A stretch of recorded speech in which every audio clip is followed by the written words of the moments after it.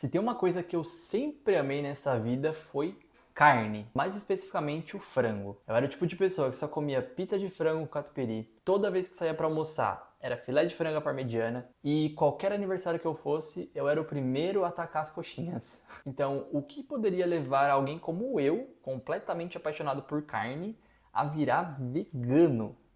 Se você tivesse me perguntado isso há alguns anos, eu provavelmente teria dado risada da sua cara. Mas acredite, o que me fez mudar não foi radicalismo, não foi pressão e eu não fiquei louco. Se você já se perguntou por que tanta gente está deixando a carne de lado ou está curioso para entender essa minha escolha, fica comigo até o final. Quem sabe a minha história também te faça refletir.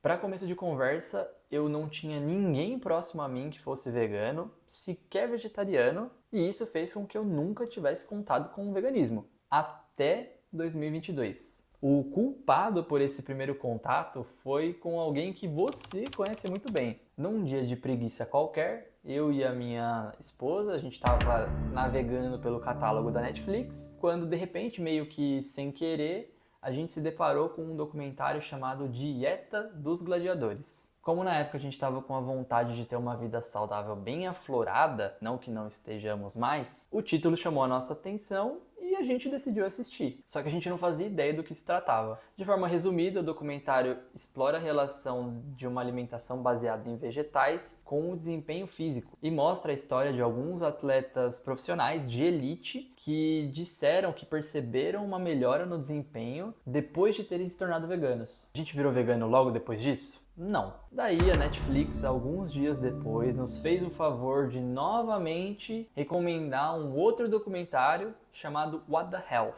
que evidencia o consumo de carne e laticínios com o desenvolvimento de algumas doenças crônicas, como diabetes, câncer e problemas cardíacos. Mas a cereja do bolo que fez a gente tentar virar vegano foi uma outra recomendação da Netflix, a terceira, sem que a gente estivesse procurando, chamada Cowspiracy, que aborda o impacto ambiental da pecuária e investiga o silêncio de algumas organizações ambientais sobre esse tema. E aí, a partir desse momento, a gente começou a acompanhar uma galera na internet, assistir vídeos, procurar receita e aprender mais. No final, deu tudo mais ou menos certo. Porque depois de algum tempo já vegano, eu percebi uma parada muito séria. Eu tinha me tornado vegano sem saber o que era veganismo. Apesar de terem sido fundamentais para nossa conversão, esses documentários muitas vezes eles ignoram, desinformam e às vezes deixam até de lado uma questão importantíssima: o que de fato é veganismo. Como muita gente acaba associando depois de assistir esses documentários, que focam muito na questão alimentar ou ambiental, o veganismo não é uma dieta e não é um estilo de vida. A palavra veganismo foi descrita pela primeira vez nos anos 50 pelos fundadores da Vegan Society. E de acordo com a sua definição original, veganismo é o princípio de que o homem deve viver sem explorar os animais. Ou seja, o veganismo nada mais é do que um princípio ético. E esse princípio ético deve se estender por todas as áreas da nossa vida de forma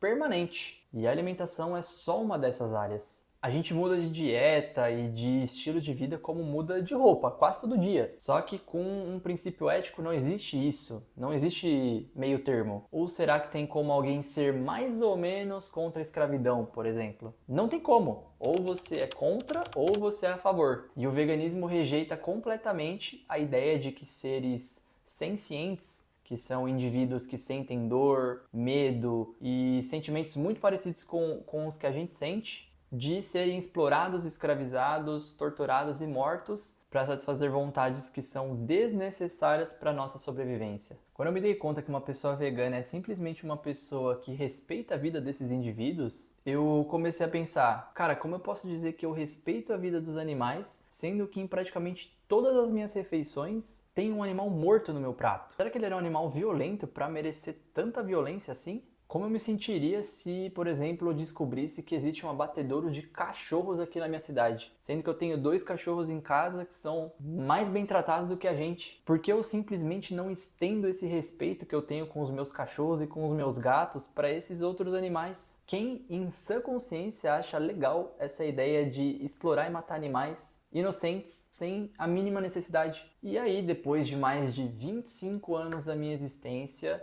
cego para essas questões, eu decidi que não participaria mais dessa chacina global. Pegando o exemplo dos meus preferidos da época, os frangos, eles vivem em galpões lotados, sujos, e são criados para crescerem muito mais do que deveriam. Antes do abate, os frangos passam por um processo de insensibilização para supostamente reduzir o sofrimento na hora de...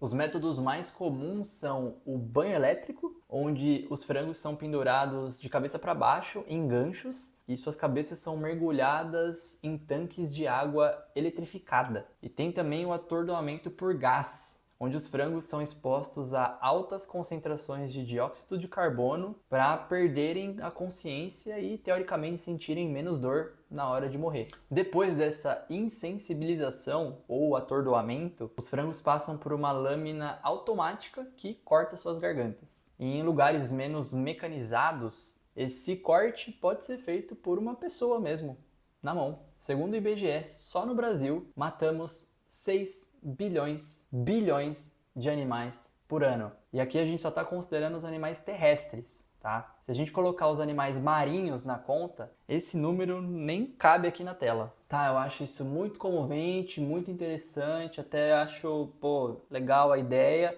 mas eu não faço ideia do que fazer, por onde começar. Não vou mais poder comer carne, o que eu vou comer? Não vou mais poder tomar leite? E as minhas vitaminas?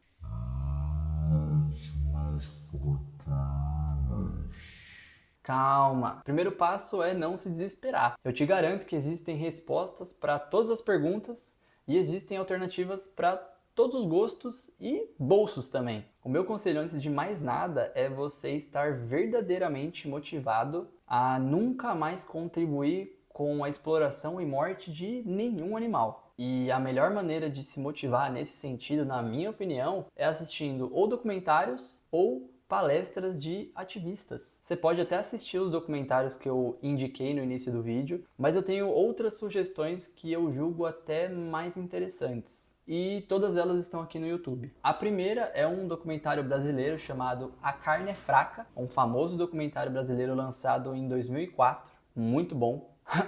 A segunda é a palestra de um ativista chamado Gary Yourofsky.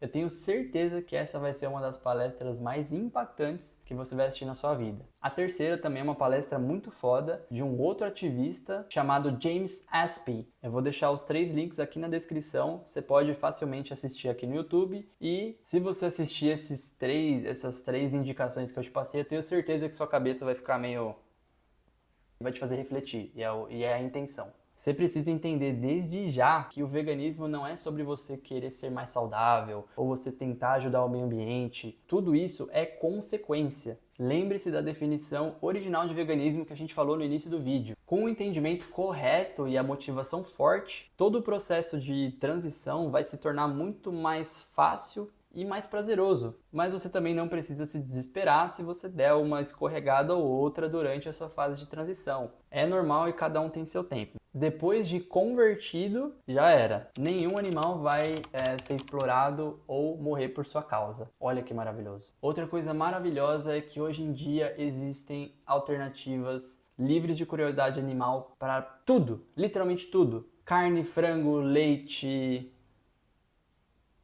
shampoo, sabonete, pasta de dente, calçados, roupas, tudo, absolutamente tudo. E antes de você sair correndo para escrever nos comentários, mas não é a mesma coisa, mas é muito caro, mas não sei o que, não sei o que. coma, vista, use, experimente tudo sem preconceito. Te garanto que com o tanto de informações que a gente tem na internet, um tanto de gente que ensina a receita, o tanto de gente que fala sobre as marcas, sobre os restaurantes que existem, tudo, não tem como você não encontrar nada que não esteja de acordo com os seus gostos e com o seu bolso. Agora, momento sério. Me tornar vegano foi uma das decisões mais importantes, se não a mais importante, tá entre as mais importantes que eu já tomei na minha vida. É sério. Eu espero que nesse vídeo eu tenha conseguido te fazer refletir um pouco sobre tudo isso e mostrar que explorar e matar animais sem a mínima necessidade, sem que a nossa sobrevivência dependa disso, não faz sentido nenhum e nunca vai ser certo.